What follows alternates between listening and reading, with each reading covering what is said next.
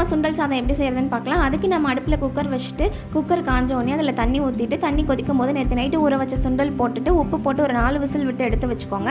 மறுபடியும் குக்கர் வச்சுட்டு அதில் எண்ணெய் ஊற்றிட்டு சோம்பு போட்டு ஒரு வெங்காயம் ஹாஃப் பச்சை மிளகாய் மட்டும் போட்டுக்கலாம். எண்ணெய் தம்பிக்கு காரம் ஆகாது, அதனால் நான் ஹாஃப் பச்சை மிளகாய் மட்டும் போட்டுக்கிறேன்.